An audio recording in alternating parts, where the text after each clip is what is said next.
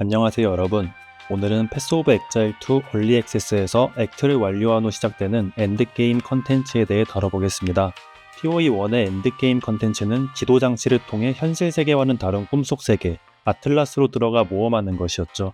아틀라스 지도를 통해 어떤 지역들이 서로 연결되어 있는지 확인하며 진행할 수 있었습니다.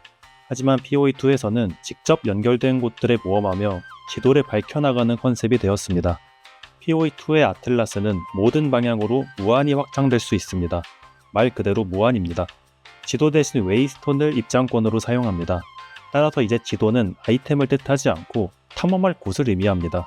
우선 바알 구조물에서 시작해 인접한 지도를 탐험하고 해당 지도를 클리어하면 인접한 다른 지도를 탐험할 수 있게 됩니다.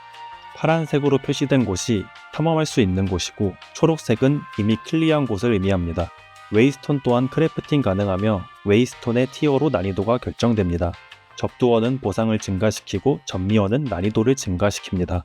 포탈은 전작과 같이 6개지만 목숨은 원코이기 때문에 죽으면 해당 지도는 실패 처리되고 빨갛게 표시됩니다. 실패한 지도는 통과할 수 없습니다. 포탈이 6개인 이유는 왔다 갔다 하면서 아이템 주울 수도 있고 거래하러 나갈 수도 있고 이미 판매한 지도 장치들 디자인상 이유도 있다고 합니다. 해당 맵의 레이아웃은 맵이 위치한 바이옴에 따라 결정됩니다. 탐험을 하다 보면 고유 지도를 만날 수 있습니다. 때묻지 않은 낙원은 많은 경험치를 주는 야수들로 가득 찬 선 모양의 고유 지역입니다. 아틀라스를 탐험하다 보면 탑도 만날 수 있습니다. 탑을 활성화하면 주변의 시야를 밝힐 수 있습니다. 육군이와 비슷한 역할을 하는 석판이라는 아이템이 생겼는데 석판 또한 크래프팅 가능하며 특정 컨텐츠를 지역 내에 추가해주는 기능을 합니다. 석판을 탑에 꽂아 활성화하면 주변 지도들의 해당 컨텐츠 아이콘이 표시됩니다. 아이콘을 통해 해당 지도에 있는 컨텐츠를 미리 확인할 수 있습니다. 참고로 탑은 일회용이라고 합니다. 타락으로 오염된 지도에선 이계 몬스터가 나옵니다. 이계 옵션이 포함된 지도라고 생각하시면 됩니다. 이제 지도마다 보스가 나오지 않고 지도 4개마다 한 번꼴로 나옵니다. 보스와의 전투 경험이 더 특별해질 것이고 보상 또한 강화되었습니다. 보스 전용 아틀라스 패시브가 있습니다. 보스 또한 지도 위의 아이콘으로 확인할 수 있습니다. 탐험하다 보면 도시도 만날 수 있습니다. 레이클라스트 여러 사람들이 함께 만들었다고 하는데 어떤 상호작용이 가능할지는 모르겠습니다. 엔드게임에서 만날 수 있는 랜덤 인카운터는 금고, 선도자의 유물, 에센스, 균열, 탐험, 의식, 환영 7개입니다. 타락한 지도에 2개까지 포함하면 8개로 볼 수 있습니다. 선도자의 유물은 성소와 거의 비슷합니다. 주변의 몬스터를 모두 처리하면 특별한 버프를 얻습니다. 금고를 열면 수많은 몬스터가 튀어나오고 모두 처치하면 금고 내 아이템을 얻을 수 있습니다. 이번에 좀 특이한 건 일반 상자들에도 희귀도가 있다는 겁니다. 에센스에 갇힌 몬스터를 풀고 처치하면 에센스를 얻을 수 있습니다. 에센스 몬스터는 매우 강한 편이니 주의하세요. 에센스가 조금 변경되었습니다. 귀를 찌는 에센스까지의 여러 단계가 아니라 2단계로 구성됩니다. 일반 등급의 아이템을 마법 등급으로 만드는 에센스와 마법 등급의 아이템을 희귀 등급으로 만드는 에센스가 있습니다. 에센스 사용 시 한 가지 태그 옵션을 확정적으로 부여합니다.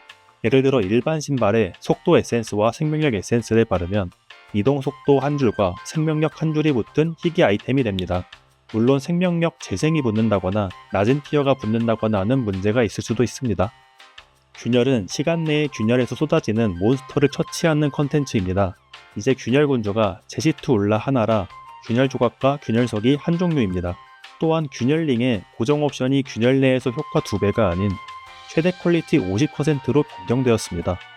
상당히 강력한 옵션이라 얼리 액세스에서 엔드기어로 선택될 것 같습니다. 또한 균열에서 기폭제를 얻게 되었습니다. 기폭제는 장신구의 퀄리티를 적용하는데 기폭제의 종류에 따라 한 태그의 속성을 증가시킵니다. 생명력 속성 50%가 발리면 생명력 관련 옵션이 150%가 되는 셈입니다. 균열 최종 보스는 하나된 우리 제시트 울라입니다. 영어로 제시트 울라인데 5균열 군주의 이름을 딴 것으로 추측됩니다.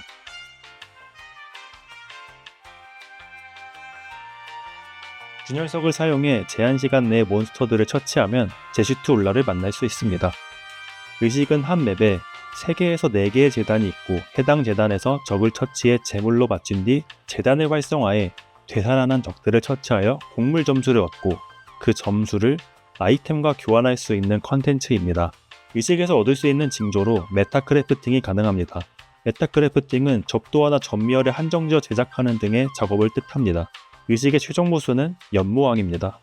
환영은 맵 입장 시 근처의 거울을 통과하게 되면 광기에 사로잡힌 환영을 보게 되는 컨텐츠입니다. 환영의 안개 속에서 적들을 처치하면 점점 보상 게이지가 쌓이고 환영이 종료될 때 보상을 한 번에 받습니다. 300개의 조각을 모아 지도장치에 넣어 복제된 영토로 들어갈 수 있습니다. 단계별로 난이도가 상승하며 단계마다 보상을 받습니다.